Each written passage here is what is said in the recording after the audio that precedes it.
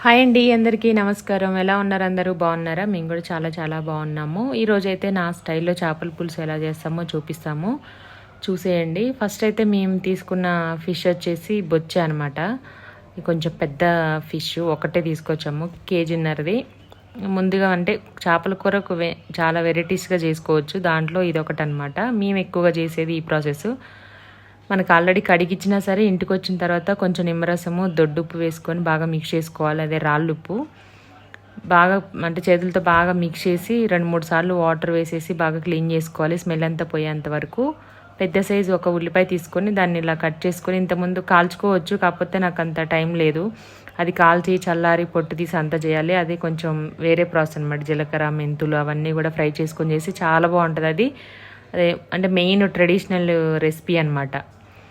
జీలకర్ర మెంతులు వేయించేసి ఉల్లిగడ్డ నిప్పుల మీద కాల్చి చేసేది ఎక్కువ తెలంగాణలో అట్లా చేస్తారు, పల్లెటూళ్ళల్లో. నేను కాల్చడం ఎందుకనేసి ఇలా ప్యాన్లో వేసేసాను. నూనె ఏం వేయలేదు, మామూలుగానే వేసేసాను అనమాట. క్లీన్ చేసి పెట్టుకున్న ఫిష్ ముక్కలలో దీంట్లో 2 స్పూన్లు అల్లం వెల్లుల్లి పేస్ట్, ఒక 1/4 టీ స్పూన్ పసుపు, చింతపండు వేస్తాం కాబట్టి కారం కొంచెం ఎక్కువగానే పడుతుంది. 3 స్పూన్స్ అయితే కారం యాడ్ చేసాం. టేస్ట్కి సరిపడా సాల్ట్ వేసుకోవచ్చు, లేదంటే పులుసు మొత్తం అయిన తర్వాత మంచిగా దగ్గరికి వచ్చేసిన తర్వాత వేసుకోండి.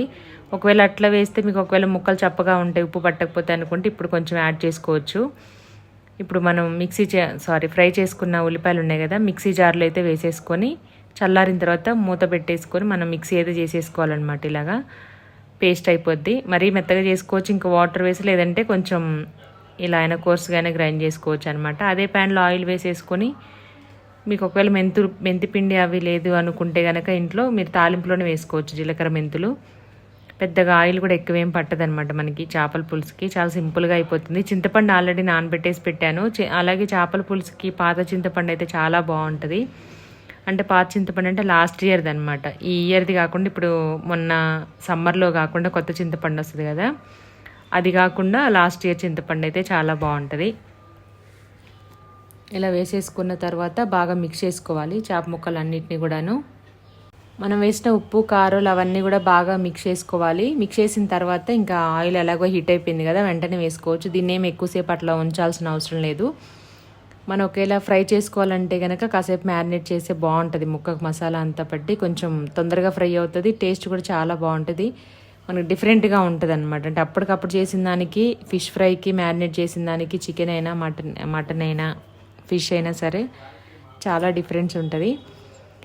ఇప్పుడైతే ఆయిల్ అయితే హీట్ అయిపోయింది కదా, ముక్కలన్నీ దాంట్లో వేసేసి ప్రతిసారి గంట పెట్టి కలపొద్దు. మెయిన్ చేపల పులుసుకి ఒక 2 నిమిషాలు నూనెలో మగ్గించేసుకున్న తర్వాత చింతపండు ఆల్రెడీ రెడీగా తీసి పెట్టేసుకున్నాం కదా, పులుసు అయితే వేసేసుకోవాలి. ఈసారి కొంచెం మాకు పులుసు ఎక్కువగానే కావాలి అనేసి కొంచెం ఎక్కువ వేసాను, లేదంటే ముక్కలు మునిగేంత వరకే వేస్తాను.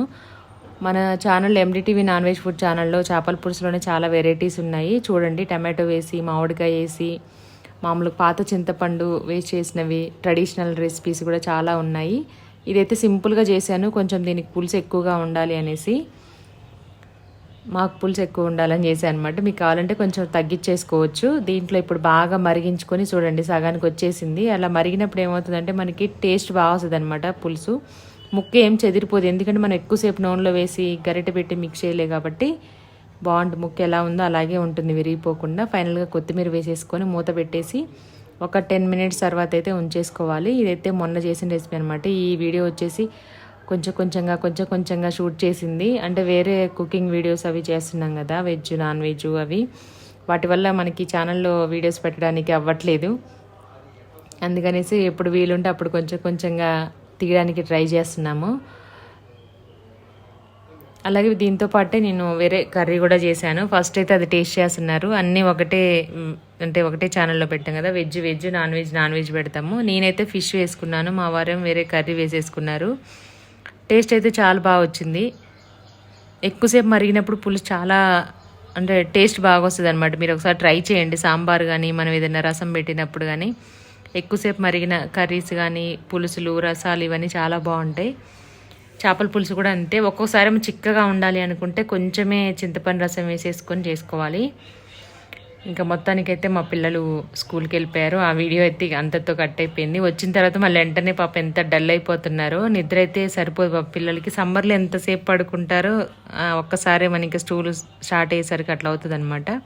ఫస్ట్ డే మాత్రం కొంచెం కూర్చోడానికి ఇబ్బంది అవుతుంది అనేసి పిల్లలకి హాఫ్ డే పెట్టారు.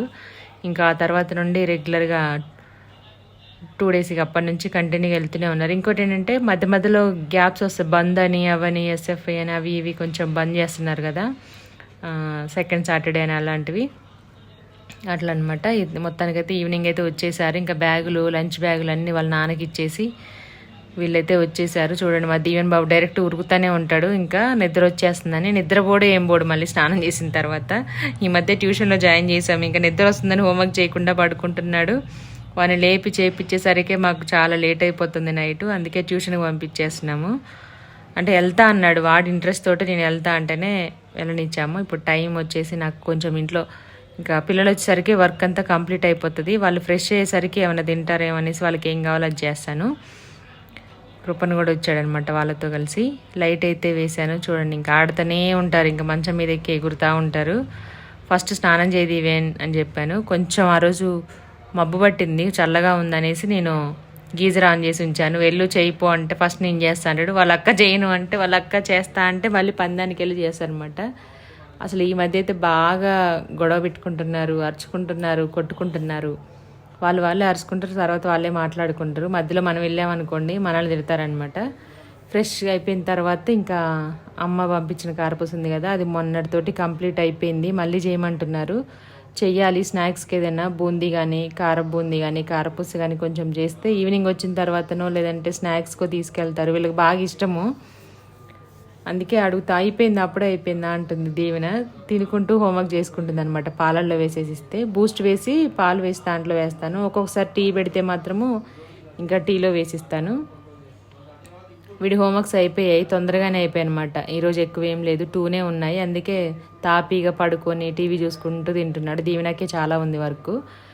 అయిపోయింది. ఇంక ఇది వచ్చేసి మార్నింగ్ అనమాట. నేను లేవగానే మిషన్లో బట్టలు వేసేస్తాను. ఫస్ట్ పిల్లలు వెళ్ళిపోయిన తర్వాత తీసేసి ఆరేస్తాను. యూనిఫామ్స్ ఏమైనా ఉంటే నిన్నట్టు ఇంకంతా అయిపోతాయని. మా దీవెన బాబు షూ అయితే కడిగి అక్కడ పెట్టాను, కానీ వాడు అవి వేసుకోడంట, టైట్ అయిపోయాయి అనేసి. చూడండి, పొద్దున్న లేపుతుంటే అసలు లెగట్లేదు. అసలు నిద్ర సరిపోలే, కాసేపు పడుకుంటా 5 మినిట్స్ అని అట్లా సతాయిస్తూ ఉంటాడు. కాకపోతే మొత్తానికి అక్కే ముందు రెడీ అయిపోయింది, నువ్వు లేట్ అవుతావు స్కూల్కి, నీ ఇష్టం అంటే ఇంక అప్పుడు లేచేసి బయటకు వచ్చేస్తా. చూడండి పొద్దున ఎట్లా వస్తున్నాయి లోపలికి సూర్యకిరణాలు.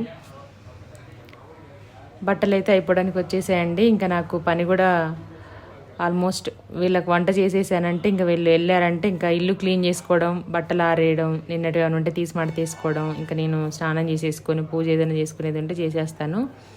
ఈరోజు ఆలు కర్రీ అయితే చేశాను. అంటే ఫ్రైలాగా ఏం చేయలేదు, మామూలుగా కర్రీని మూత పెట్టేసి చేశాను అనమాట. మరీ ఫ్రైలాగా ఎక్కువ చేయలేదు, ఇద్దరికీ చేసేసాను కర్రీ. మాకు తర్వాత వంట చేసేసుకుందాంలే అనేసి. లేట్గా లేచినప్పుడు మాత్రం అలా చేస్తాను, లేదంటే మాకు వేరే వర్క్ ఉంది బయటికి వెళ్ళాలి అనుకుంటే కనుక అందరికి ఒకేసారి వండి అక్కడ పెట్టేస్తాను. మళ్ళీ బయటకు వెళ్ళి మళ్ళీ వచ్చిన తర్వాత చేసుకోవాలంటే చేత కాదు కదా, అందుకని తొందరగా కావాలనేసి హైలో పెడుతున్నాను. ఇంక ఇది వచ్చేసి మొన్న రోటీ చేసాం కదా చపాతీ, దాంట్లో ఆలు కర్రీ చేశాను, అదే వేసుకొని నైట్ తినేసాడు.